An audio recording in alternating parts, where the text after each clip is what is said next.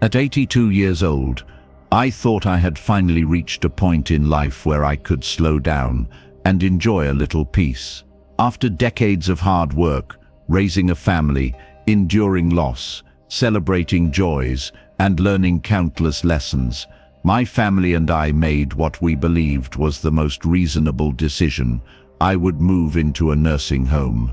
They told me I'd be safe there, surrounded by trained staff, with meals prepared for me, medical help always available, and plenty of people my age to talk to.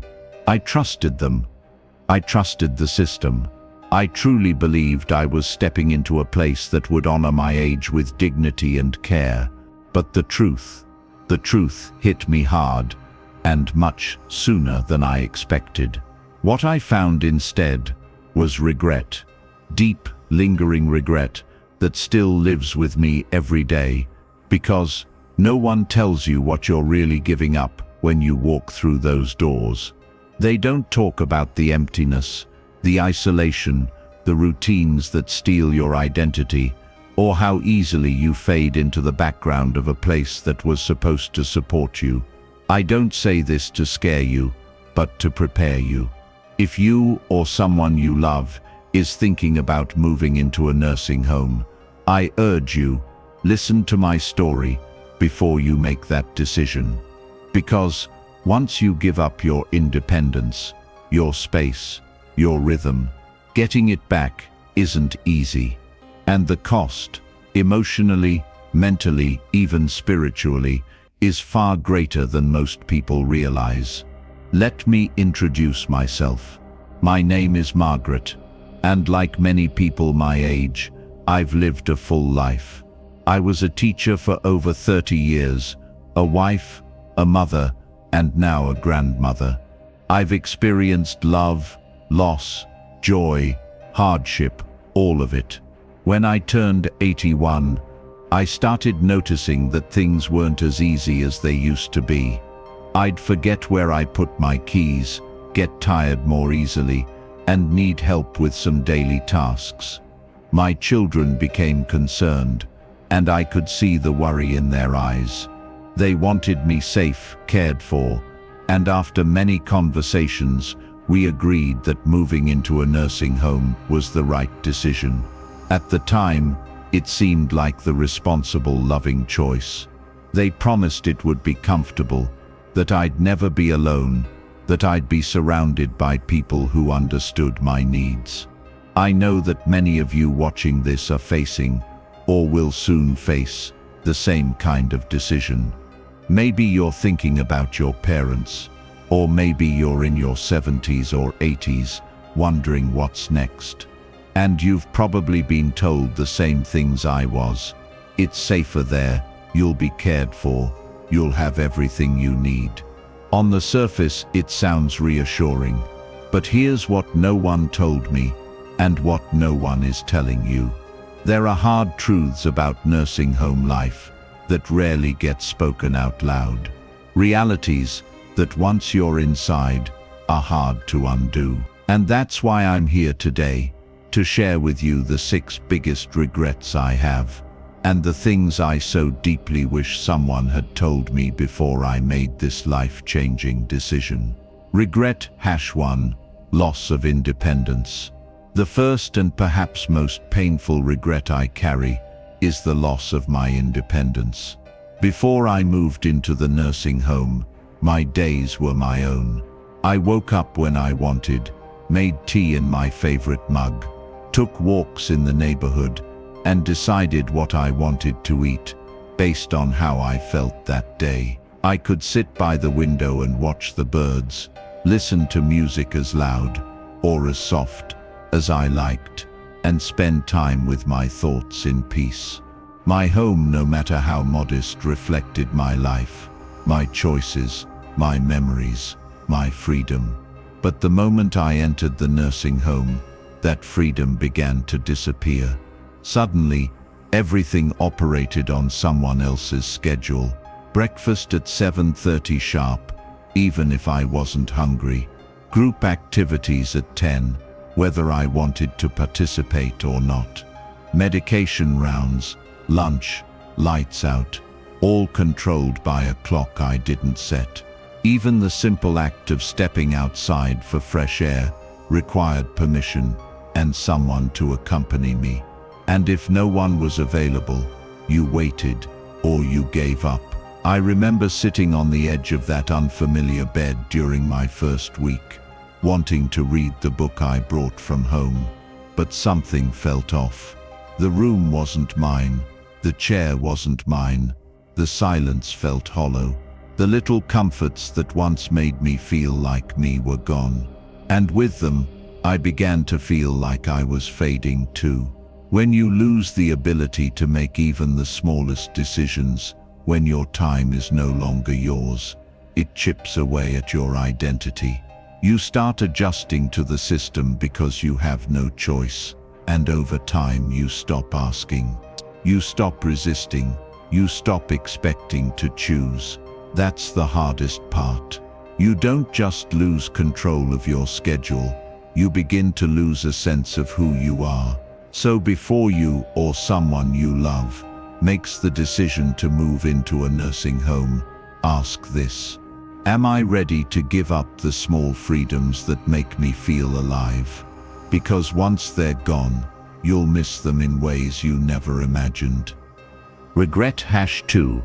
Emotional isolation. The second regret that weighs heavily on my heart is something I never anticipated: the deep and quiet loneliness that comes from emotional isolation. When I first moved in, everyone told me I wouldn't be alone. My daughter said she'd visit every week. My grandchildren were excited to come see me on the weekends. And for a while they did. The first few weeks were filled with warm hugs, updates about their lives, and promises that nothing would change. And I held on to those promises. I needed to believe them. But slowly, life outside these walls kept moving. My daughter got busier. She started calling instead of visiting. My grandchildren had school, jobs, friends. The visits came less often, and then stopped coming altogether. No one meant to disappear. They just drifted. Life does that when you're no longer part of it. Inside the nursing home, you start noticing patterns. Residents staring at the door every afternoon, hoping today might be the day someone comes. Watching the calendar and counting down to birthdays or holidays that often pass with just a phone call or nothing at all. The silence in these rooms isn't just quiet. It's heavy, and it's shared by so many of us. I don't blame my family. I know they love me, but love and presence are not always the same. And when you're no longer present in their daily lives, it's easy for people to assume you're fine, that you've adjusted, that you don't need as much. But you do, we do. As humans, we don't just need medication and meals, we need connection. Real connection. The kind that makes you feel seen, heard, remembered. If you're thinking about a nursing home, know this: it may provide care, but it can never replace family. And no amount of structure or safety can fill the aching space where relationships once lived. Regret #3. Quality of care concerns. When my family and I decided on a nursing home, one of the main reasons was the promise of professional care. We were told I'd have trained nurses, quick medical response, regular checkups, and that all my daily needs would be met with dignity and compassion. It sounded reassuring. It felt safe. But once I settled in, I began to see the cracks behind the polished brochures and kind smiles on the tour. The truth is, not all care is created equal. Staff members are overworked, stretched thin, and often burned out. You wait longer than you should for help getting to the bathroom. Your call light might go unanswered for 15, 20, even 30 minutes. And sometimes, you stop pressing it because you feel like a burden.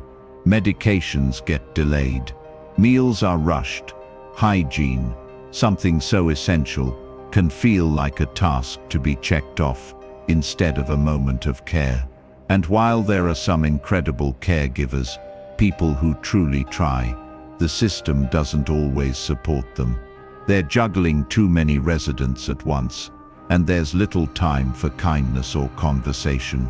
You become a room number, a routine, a responsibility to manage, not a person with stories, feelings, or preferences. I remember one evening, I had a painful cramp in my leg. I pressed the call button. No one came for almost 40 minutes.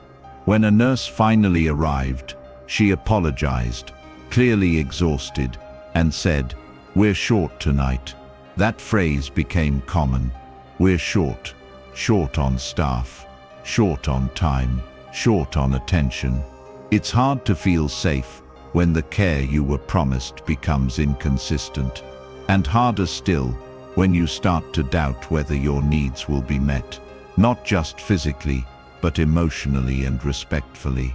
So if you're considering a nursing home, don't just ask about the services, ask about the staff ratios, the turnover, the reviews from real families.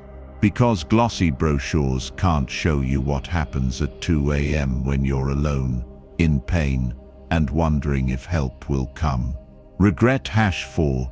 Loss of purpose. One of the most unexpected and painful regrets I've experienced is this, the loss of purpose. When I lived in my own home, even in my 80s, I still had a reason to get up each day. I tended to my little garden. I made my own meals. I folded laundry while humming to the radio. I wrote letters, knitted blankets for my grandchildren, and helped a neighbor with her grocery list. I had goals, routines, responsibilities, small things maybe, but they gave my days meaning. But once I moved into the nursing home, that all changed. Almost overnight, everything that made me feel needed stopped. Meals were cooked and handed to me on a tray. My laundry was done by someone else. Activities were offered, but they often felt like time fillers rather than passions, and no one asked for my help anymore. No one needed my advice. I wasn't a contributor, I was now a recipient, and slowly I began to feel invisible. People underestimate how much we, as human beings, regardless of age, need a sense of purpose. When you no longer feel useful, it chips away at your spirit. You begin to ask yourself, why am I still here? What do I bring to the world now? Purpose isn't about productivity, it's about connection, identity, and contribution. And in the quiet, controlled structure of nursing home life, those things can disappear if you're not careful.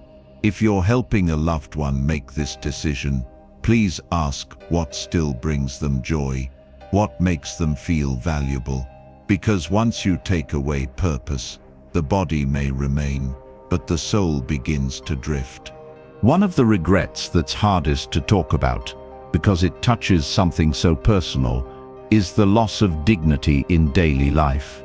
Before I came here, I took pride in caring for myself. Even in my old age, I liked to pick out my clothes, brush my own hair, choose what perfume to wear. Small things maybe, but they mattered. They reminded me that I was still me, still a woman with choices, with preferences, with self-respect. But in the nursing home, that dignity slowly slipped away. You're bathed by strangers on a schedule. Sometimes they rush. You're told when it's time to get dressed, often in clothes you didn't choose. You might wait an hour for someone to help you to the restroom. And if they're too late, the embarrassment is indescribable. You apologize for things that shouldn't require apologies. And after a while, you stop asking. You stop expecting to be treated with privacy or grace. Even the way people talk to you changes. You're called sweetie or dear by people young enough to be your grandchildren. They don't mean harm, but it's patronizing. It reminds you daily that the world no longer sees you as capable or wise. You're seen as fragile, as a task, as someone to manage. But dignity is not a luxury. It is a basic human need. And when it's taken from you little by little, you begin to feel more like an object than a person. If you're watching this and considering this path, I ask you, is safety worth the price of dignity? Because when you strip away dignity, what's left doesn't always feel like living. It feels like existing. The final regret, the one no one warned me about, is this: once you move into a nursing home, getting out is far more difficult than you think. At first I told myself this was just temporary, a place to recover, a place to rest. My family said the same. Let's see how it goes. You can always come home if it doesn't feel right. I believed that. I needed to. But over time I began to realize that temporary had quietly become permanent. The longer I stayed, the more complicated leaving became. My house was sold. My things were given away or stored. The routines of my old life faded, and my voice in major decisions. It got smaller. People started speaking for me instead of to me. I would hear things like, "You're safer here," or "You need too much help now." And just like that, the idea of going back home became not only unlikely, but nearly impossible. You see, nursing homes are designed for staying, not for transitioning back to independence. Once you're in, the system, the paperwork, the insurance, it all assumes you'll remain. And unless you have strong health, strong finances, and even stronger family support, the odds of leaving grow slim.